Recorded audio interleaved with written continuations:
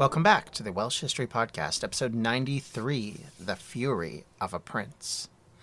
When news broke in England that Llywelyn had taken the four cantrefs, Henry III expressed disappointment with the now Lord of Snowdon, but Edward was said by Matthew Paris to be apoplectic with rage, something not surprising considering what he would go on later in life to do.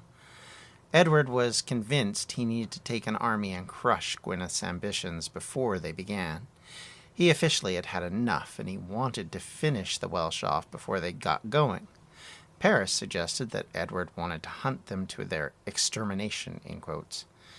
Edward, unlike his father, was not prepared to compromise, not prepared to treat with the enemy, but rather his first response was to try and crush them, utterly defeat them. However, reality would set in very quickly. First, in the midst of a winter, the weather turned on the English, and Wales was extremely wet. No surprise there if you've ever been to Wales in the wintertime. And likely that made routes through North Wales very difficult. You must imagine the trails and roads and other things were a lot less clear than they were today. Even the Roman roads at this point were probably pockmarked little patches rather than full-on roads, especially into Wales, and most of the trails, because that's what they would be mud-covered and slick and wet and narrow, and all of those fun things that come about when you're going into these kind of hilly areas. And obviously that would make it difficult. And it's also different from today because there was a lot of steep hills to climb. So there was areas just west of Chester, for example, where there would be a recipe for problems for horses in an area that's rife for ambushes. Also likely why Llywelyn moved into the area in November of 1256. Edward spent time and treasure trying to get his land back, but all of that failed because there was no way to get his troops into Wales to take on Llywelyn. And because of that, Llywelyn was able to use that to his advantage. With plans of constant division and infighting thwarting Henry in Gwynedd, and the ease of which Llywelyn took Edward's recently given lands, it was no doubt who had got the better in this exchange. Llywelyn ap Gruffudd was now the head of this ancient kingdom in full, not just in ideal.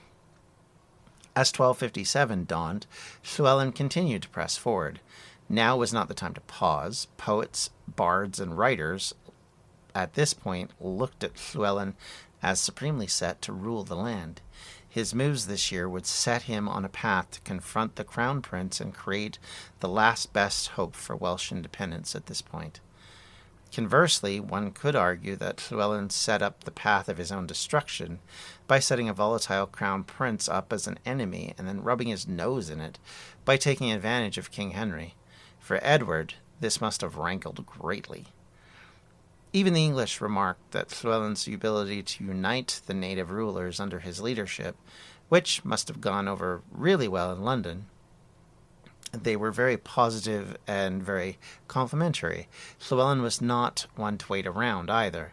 Within a month of taking the four cantrefs, he invaded Powys Fadog, northern Powys, in other words, sending its ruler, Gruffydd ap Madog, to the English for protection.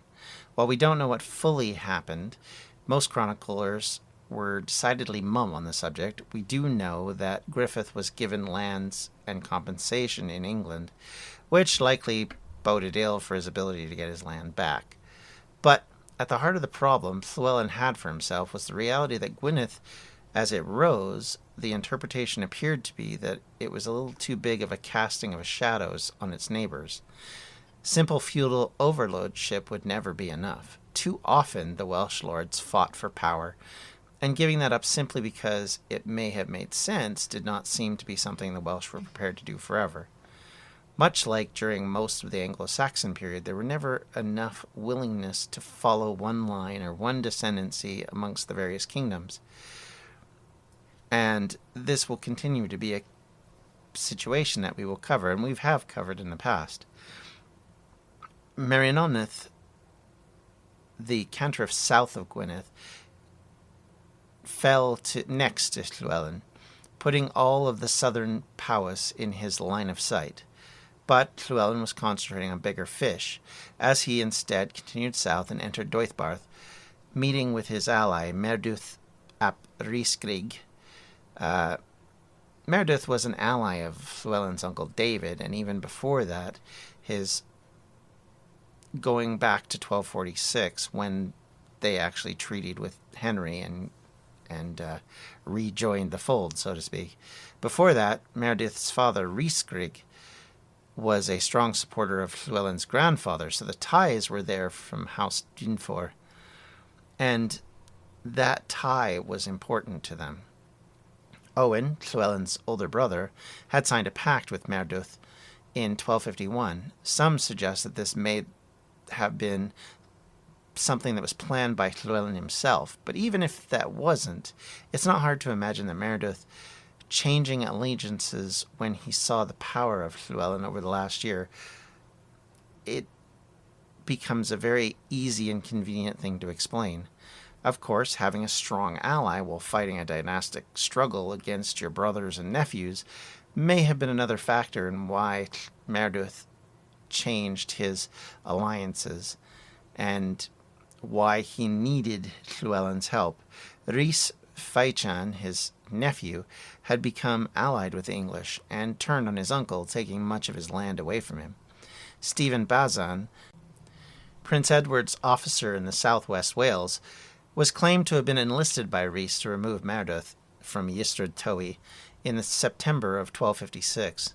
This would practically put Merduth into the hands of Llywelyn, and of course Llywelyn would take advantage of that. Early in 1257, Llywelyn marched into Deuddbarth with Merduth, and joined by, confusingly enough, another Merduth ap Owen, who brought Ceredigion into the full control of Llywelyn. They actually signed a pact on December 5th of 1256, allying together against all others in Morfa Mawr. The problem, of course, with that is that this would come back to haunt Llywelyn later, and we'll talk about that probably in the next episode. In the early part of the new year, the Allies grabbed back Ystrad Tywi almost immediately, controlling an important area northeast of Carmarthen and within striking distance of both Llanelli and, of course, farther along Swansea. Along with this attack to the south, Llywelyn marched east, attacking Powys Wynwyn, or Southern Powys, as we might call it. Llywelyn this time decided to attack first and talk later, as he had tried before to negotiate. This time he didn't bother. He knew that Griffith ap Gwenwynwyn had no love lost for him, and certainly remained loyal to the English crown. In fact, his kingdom would be one of the few that remained loyal to Edward later on. With the English coming to his rescue, Griffith was able to push back as Lord John Lestrange and John Fitzalan came to rescue southern Powys from the might of Llywelyn's armies. However, it didn't go quite to their plan, as according to Welsh chroniclers, they failed to defeat Llywelyn, who took control of most of southern Powys, leaving Griffith the only Welsh pool, a burning mass with its intact castle in the wake of the assault. Meanwhile, Llywelyn pressed his advantage all through the winter and into the early spring of 1257, taking lands from the Marcher lords, including Kidwelly, for example, and continuing to reward the native lords that were flocking to his banner. In short, Llywelyn must have been driving the English crazy. This meant that the crown was not happy, needless to say. The defeats of the winter of 1256-57 must have left a bad taste in their mouth, and Edward's men were determined to move quickly to put a stop to this forward progress. And unlike when they were thwarted in the Four Cantrefs, it was now spring, and weather was much better for the troops to move in the southwest. The hope was to stop the Deuddbarth campaign before Llywelyn could stack up any more successes. Edward must have been determined to strike back because the territories that the English were losing in Wales were predominantly those given to him. The Four Cantrefs and much of Carmarthen and Cardigan were his. They were, of course, gifts from his father, not something he'd won for himself, but knowing Edward, this probably made him furious. This was not a prince of courtly manners and judicial judgment. This was the future Hammer of the Scots, a man so vain it was said that he asked for his corpse to be brought into the fight in Scotland so as to carry the English to victory. Even as a young man, chroniclers gave the impression that he was a bully, a thug, and not someone who took slight defeats graciously. He would want revenge. For the Marcher lords, the seriousness of the situation with Llywelyn had not been lost on them either. Within a few months, this man, who had ruled a shared part of a reduced and ridiculed kingdom, was now starting to threaten their possessions. From Swansea to Chester, no area in the March was safe. Llywelyn and his allies by February were burning Swansea Castle, taking Bulleth and generally punishing the English in the southwest at will. This would create an issue of its own of course. Roger Mortimer, Humphrey de Bohun, Patrick de Chaworth, and William de Valence all became active in the defense of their lands from the Welsh. Roger Mortimer would become a constant thorn in the side of Llywelyn after this time. But at the same time, Welsh people both for and against Llywelyn started to come over to his camp. Nothing works better than success at convincing anyone to get on board. Meanwhile, Edward was struggling to get money to fund his campaign, buy the mercenaries needed to counter the Welsh, and as Matthew Paris, our Norman chronicler, noted, the Welsh patriotism was becoming an issue for the Normans like nothing else before it. Taken as a historical example, this should have been a moment for Edward to learn a lesson in leadership, because almost the same thing happened 40 years later in Scotland. In some ways, the Welsh example would teach Edward all the wrong lessons, and this moment was likely the reason why Llywelyn eventually fails. But more on that another time. Llywelyn, playing a very particular political game, claims that he was not aiming to take on King Henry, his liege lord, but rather Edward, the prince. It was a very well-parsed bit of fantasy, but apparently enough of a split to give Henry pause from intervening. During the winters of 1257, he tried to negotiate his way into some sort of agreement with Llywelyn. Obviously, Llywelyn was having none of it, as politely as possible. At the end of Easter, 1257, after once more refusing Henry's offers of settlement, Llywelyn returned to the field once more and carried on campaigning. He was very shrewd and knew well his opposition, and he knew they were in trouble. He warned Richard of Cornwall, in fact, that the previous treaties were now untenable, that he would not be stopping his aggression while the king continued to demand the previous status quo. In fact, the king went so far as to say, give the 4 cantrefs back, which was a laughable suggestion. It all came to a head at the end of May in 1257 and the beginning of June, when the English lords decided that they had enough force to take Dinfrir Castle, intimidate the locals, and pillage the area and the local population back into the English fold. It was also an attempt to break one of Llywelyn's key allies, Merdwyth ap Rhys Grig. By putting Rhys Fychan back on his lands and re-establishing the English vassal in the south, they thought to break the back of the main force of Welsh resistance in the south. Stephen Bazon, who had failed to stop Merdwyth almost a year ago, was said to have planned a new offensive to take the fight to the Welsh.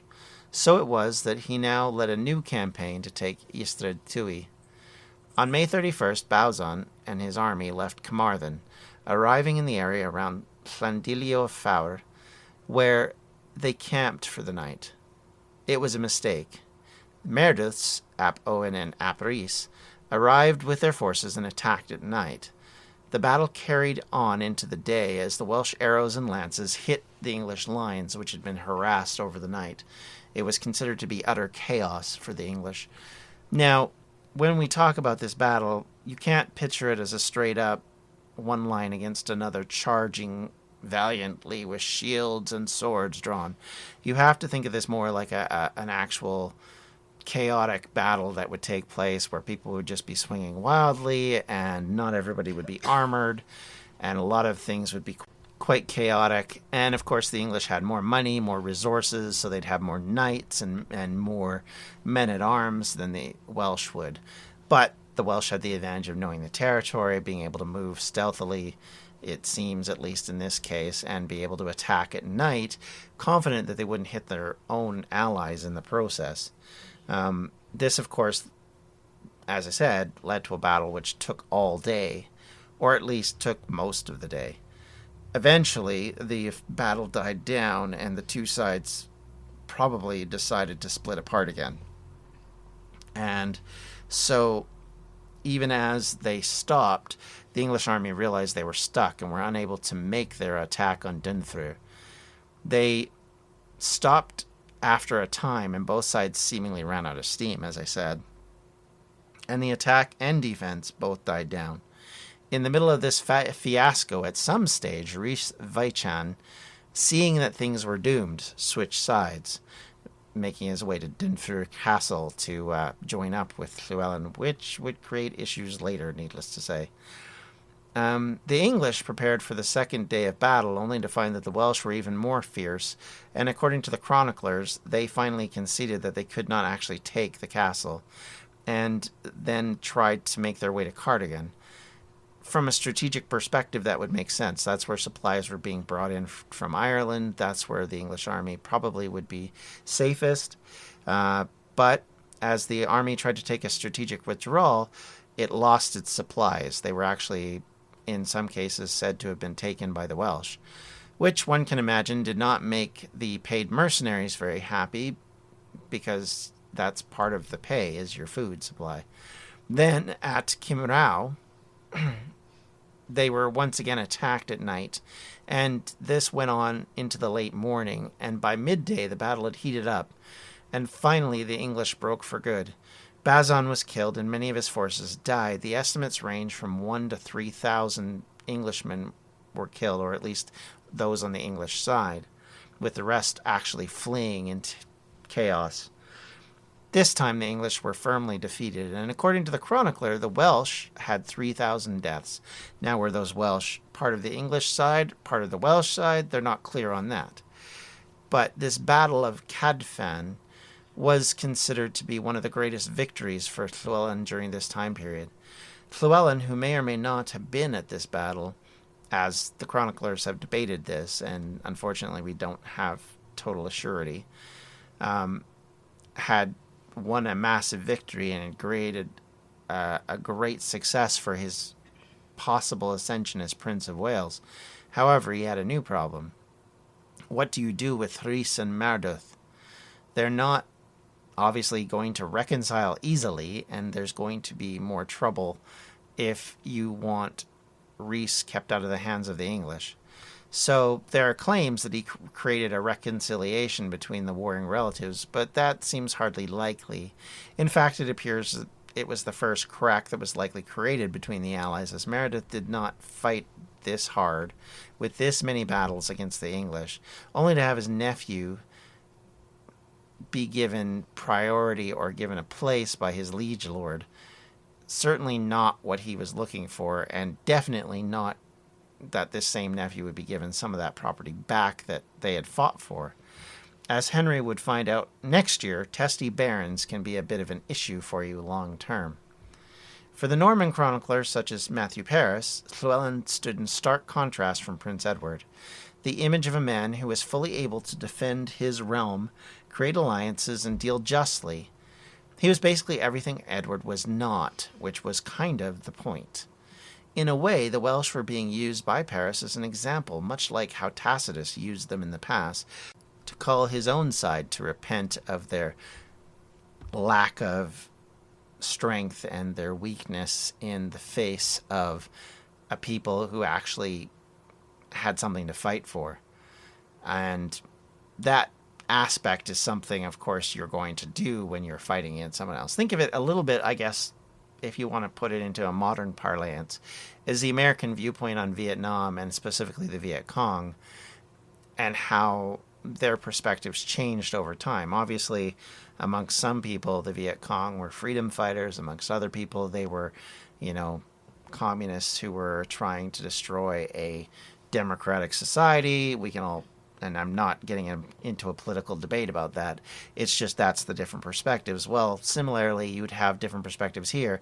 Obviously, you've got people like Edward, who's not looking at the Welsh and going, gee, they're just freedom fighters just fighting for their land. No, he would think of them as terrible usurpers that had stolen his land and killed his people, and certainly would not look kindly on them. And I don't think Henry III did either. Let's be absolutely clear on this. And the comparison to Llywelyn probably didn't sit very well with Edward. As leaders of this day and age, the young prince was probably not very impressed. Bad press is not something Edward would have enjoyed, and this year of defeats would have done little to quell his desire to get revenge on Llywelyn. And at the end of the day, I would hazard a guess that this tracking of his battles and losses and money spent, all to try and defeat the Welsh, while being more or less having his hands tied behind his back by his father, would have sat ill with someone whose first intent and first thought is to go and bully and go and destroy anybody who opposed him. And certainly that seems to be the lesson he took from these losses. It wasn't a lesson of humility. It was a lesson of, I just have to hit him that much harder next time. And certainly we'll be talking a lot about that in later years. So with that, I'd just like to say thank you for listening to this podcast. Thank you for being a part of this. And as we are very close to the Christmas season when this episode goes out, I wish you all happy holidays. I hope you have a great season. And I hope everything goes well for you in the new year. And I hope 2019 is an amazing one for you. Until next time, everyone, you can reach me at thewelshhistorypodcast@gmail.com, on Twitter at welshhistorypod, on Facebook at facebook.com/Welsh History Podcast. And you can follow everything I do at LinsteadDM on Twitter, Twitch, and Instagram. And until next time, everyone, take care. Have a great day. Bye. This has been a Distractions Media production, and for everything we do, check out distractionsmedia.com.